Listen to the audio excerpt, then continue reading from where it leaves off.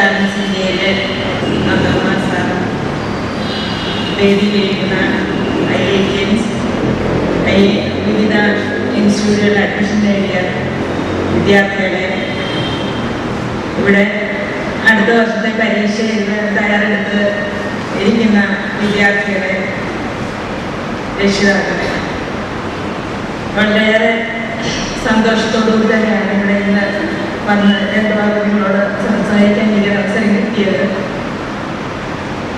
വളരെ നീണ്ട ഒരു 2 വർഷത്തെ ഒരു ശരിക്കും പറഞ്ഞ ഒരു ഏറ്റവും തന്നെ വേണമെങ്കിൽ പറയാം.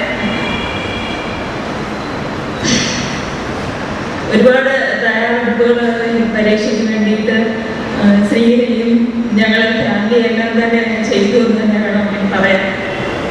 അപ്പം നമുക്ക് ഈ ഒരൊറ്റ എക്സാം പോലും ഇനിയിപ്പം ഈ കഴിഞ്ഞ വർഷം എഴുതിയ കുട്ടികൾക്ക് പോയി ഓരോ എക്സാമും ഇമ്പോർട്ടൻ്റ് ആയിരുന്നു. കാരണം ഇപ്പം മെയിൽ വിടാൻ പറ്റില്ല, കേരള എൻട്രൻസ് അവോയ്ഡ് ചെയ്യാൻ പറ്റത്തില്ലായിരുന്നു. പിന്നെ അതിനിടയിൽ ബിറ്റ്സ് പോയി എഴുതിയിട്ടുണ്ടായിരുന്നു. അങ്ങനെ ഈ പ്രധാനപ്പെട്ട എക്സാമ്പിൾ എല്ലാം എഴുതേണ്ടി വന്നു. ജൂൺ 2 വരെ തന്നെ ശരിക്കും വളരെ ഒരു ചാരിങ്ങായിട്ടുള്ള ഒരു പീരീഡായിരുന്നു. അപ്പം ഈ ഫസ്റ്റ് ഇയർ +1 നമുക്ക് കുറച്ചൊക്കെ റിലാക്സ് ചെയ്ത് കുട്ടികൾക്ക് പോകാൻ പറ്റുള്ളൂ.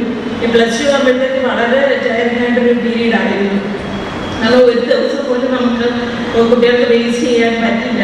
കാരണം സെക്കൻഡ് ഇയർ വരുമ്പോഴത്തേക്ക് പ്രാക്ടിക്കൽ എക്സാംസ്, റെക്കോർഡ്സും എല്ലാമായി ഡിസംബർ ആകുമ്പോഴത്തേക്ക് ഓൾമോസ്റ്റ് സ്കൂളിലെ ക്ലാസ്സുകളെല്ലാം കഴിഞ്ഞു. മോഡൽ എക്സാം 2 വരും.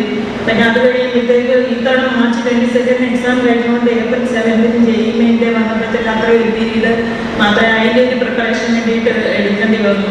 JEE കഴിഞ്ഞ് April 22 കേരള എൻട്രൻസ് വന്നു. അതിന് വേണ്ടിയിട്ട് ഒരു പ്രിപ്പറേഷൻ നടത്തേണ്ടി വന്നു.